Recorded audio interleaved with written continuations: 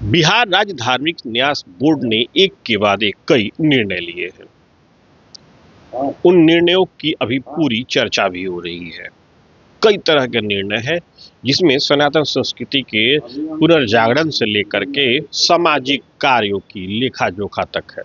हमारे साथ अभी बिहार राज्य धार्मिक न्यास बोर्ड के अध्यक्ष प्रोफेसर रणवीर नंदन है।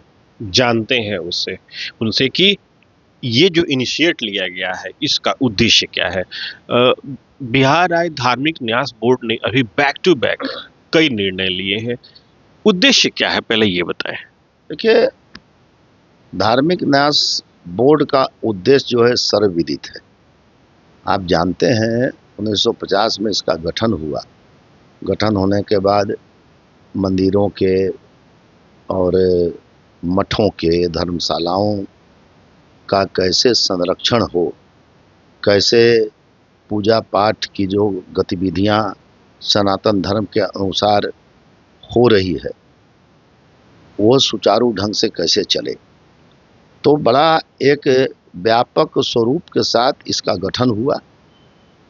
मैं जब से अध्यक्ष बना तो मेरे भी दिमाग में ये बात पहले से आती थी। मैं 5 साल के लिए मैं सदस्य भी था इसका, लेकिन जब एक नई जिम्मेवारी मिली तो मेरे मन में भी बात आया कि धार्मिक न्यास बोर्ड ये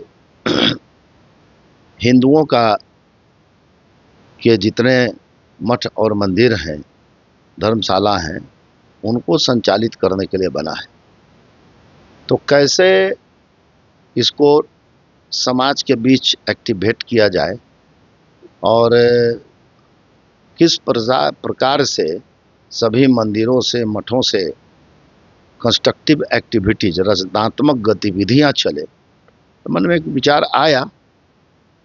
तो हम लोगों ने एक तय किया, मठ हैं, मंदिर हैं, वहाँ से आध्यात्मिक गतिविधियां होनी चाहिए, वहाँ से एकेडमिक गतिविधियां होनी चाहिए, वहाँ से सोशल एक्टिविटीज होना चाहिए, वहाँ से शरीर सौष्ठव एक्टिविटी होना चाहिए, शरीर भी मजबूत रहे।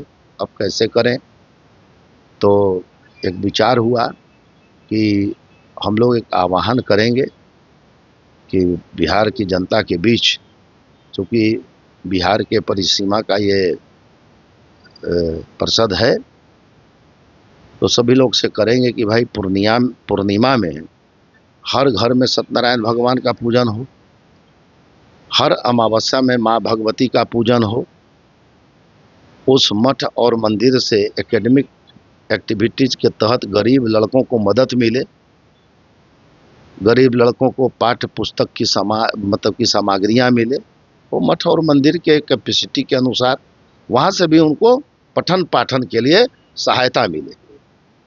सामाजिक सरोकार के जो विषय हैं, समाज सुधार का विषय है, वह मंदिरों से, मठों से संचालित हो, गरीब लड़कियों की शादी वहाँ निःशुल्क हो और दहेज विरोधी अभियान हो, और खासकर नशाबंदी जो भी पूरे बिहार में है वह और प्रखरता से लागू हो, ऐसा एक प्रयास मठों और मंदिर से होना चाहिए।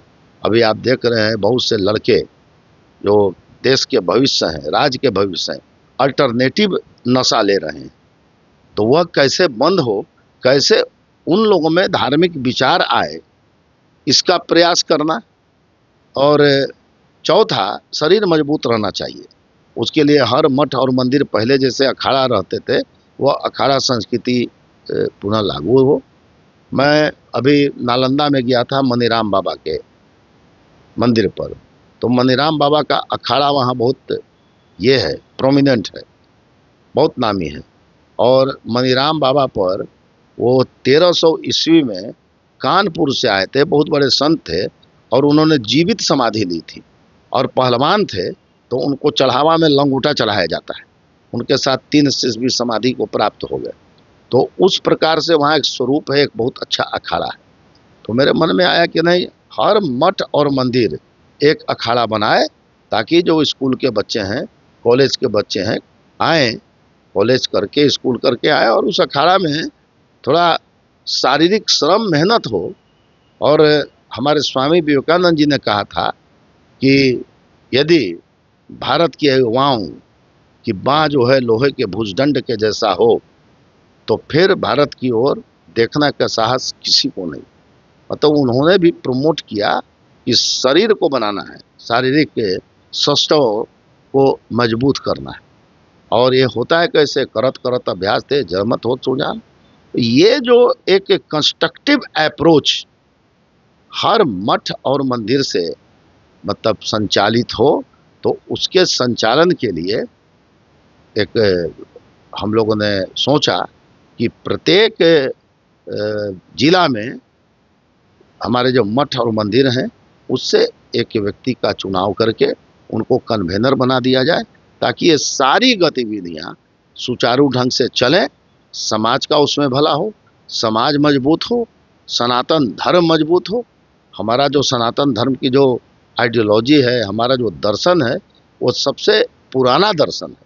वो सनातन धर्म के अनुसार हमारा जो आज का युवा है 18 से 25 वर्ष का, खासकर युवा लगभग 2 करोड़ वोटर है यहाँ पर, उनके बीच ये संदेश जाए और भावी पीढ़ी ज्ञानवान बने, भावी पीढ़ी मजबूत बने, भावी पीढ़ी चरित्रवान बने। यह एक प्रयास के लिए हम लोगों ने यह काम किया है और भगवान से ही प्रार्थना है कि हम लोग जिस रत्नातक काम में जा रहे हैं उसमें सफलता मिले, बिहार मजबूत हो, भारत मजबूत हो।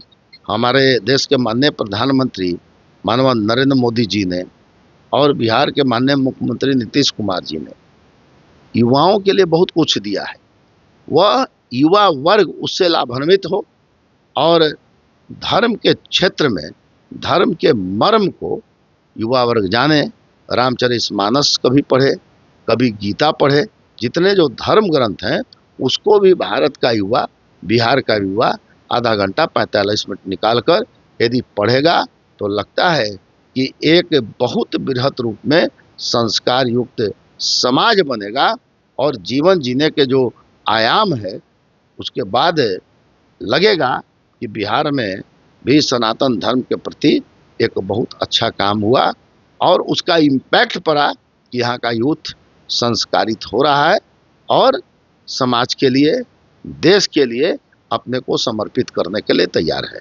एक खबर ये भी आई थी कि हर जिले में आप लोग कुछ इस तरीके का इनिशिएट करने वाले हैं कि वहाँ पे सत्यनारायण कथा हो, वो कोई एक रेगुलेटरी बॉडी होगी या कोई एक व्यक्ति या संस्था होगी जो इनिशिएट करेगा, अवेयर करेगा कि हाँ जो परंपराएं जो पहले से चलती रही हैं वो कंटिन्यूटी में फिर से आ जाए। देखिए, धर्म में कोई रेगुलेटरी बॉडी नहीं होती है। धार्मिक आयोजन में कहीं कोई रेगुलेटरी बॉडी नहीं होती है और कोई बाध्यता नहीं होती है, कोई मैंडेटरी चीज नहीं होता है। ये तो हमारा सनातन धर्म और जो बृहत हिंदू समाज है उसके बीच यह तो स्वतः संस्कार है कि जब बच्चे का जन्म होता है तो स्वतः सोहर गाया जाता है। वो नई जो आत्मा आती है उस सोल के लिए आशीर्वाद के रूप में सभी जो है घर की महिलाएं गीत गाती हैं, उनका स्वागत होता है और उसके बाद उस घर में पूजा पाठ के जो पहले से संस्कार स्थापित हैं उसमें वो बच्चा संस्कारित होता है और संस्कारित होने के बाद जीवन के हर मोड़ पर आध्यात्मिकता है।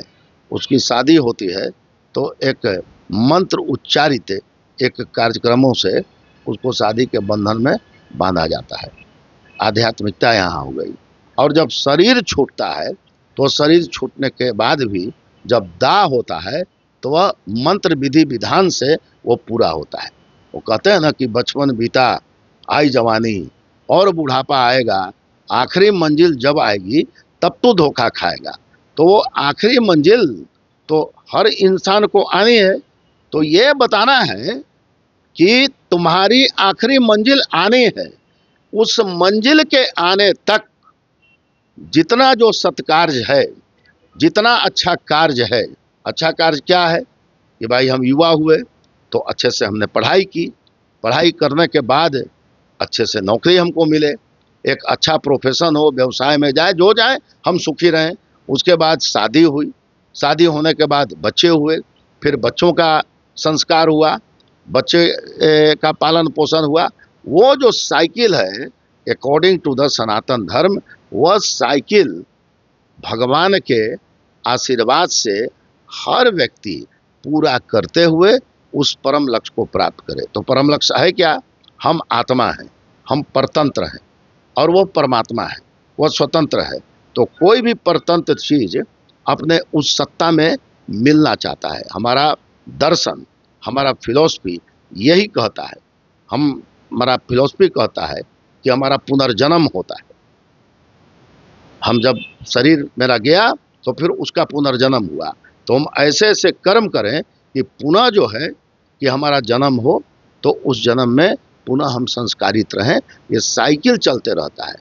तो धार्मिक न्यास परिषद का लक्ष्य यही है कि जो हमारा दर्शन जो है, वह दर्शन को प्रत्येक घर के प्रत्येक लोग जाने और दर्शन के अनुसार आचरण करें, ताकि हम उस जीवन के परम लक्ष्य को प्राप्त करें। हमारा वही मतलब कि लक्ष्य होता है।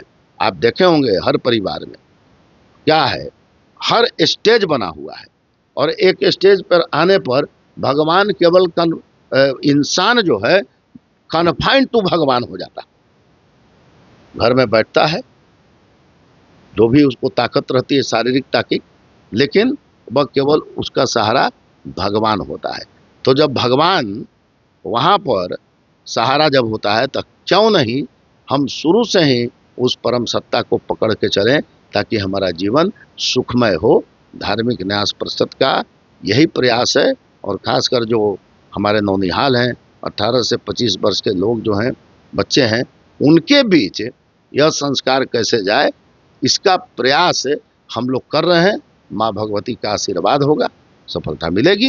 एक जिस दिन अयोध्या में धर्मध्वज की स्थापना हुई, उस दिन बहुत ही भव्य एक आयोजन भी हुआ पुनौरा धाम में, और उस आयोजन ने भी काफ़ी सुर्खी बटोरी। तो बिहार राज्य धार्मिक न्यास बोर्ड क्या कोई धर्म का कैलेंडर भी एक कोई तैयार कर रहा है, जिसमें ये जानकारी मिल सके कि क्या क्या चीज़ें जो है धर्म और न्यास के अधीन होने वाला हो साल भर में? नहीं, हमने एक विचार किया है कि जैसे हमारा हर महीने में हमारा कोई ना कोई प्रोमिनेंट त्यौहार है, आम जनता के बीच इसको जाना चाहिए। अब जैसे आप देखें, पहले विवाह पंचमी उतनी व्यापक नहीं थी, आज विवाह पंचमी पूरी व्यापक हो गई। जब से राम जन्मभूमि का निर्माण हुआ, जब से मैया सीता के जन्म स्थान का शिलान्यास हुआ, तो निश्चित रूप से यह प्रयास तो होगा ही कि एक ऐसा धार्मिक कैलेंडर निकले कि ताकि आम जनता जो है उस धार्मिक कैलेंडर को फॉलो करके जो भी त्यौहार आता है उस त्यौहार को मनाए। ये थे हमारे साथ बिहार राज्य धार्मिक न्यास बोर्ड के अध्यक्ष प्रोफेसर रणबीर नंदन। इन्होंने धर्म और संस्थापना, इसके तहत धार्मिक न्यास बोर्ड क्या क्या चीज़ें करने वाला है और उसका इनिशिएट किस तरीके से लिया जाएगा, इसके बारे में पूरी जानकारी दी। Sujeet Kumar, TV9 digital, Patna.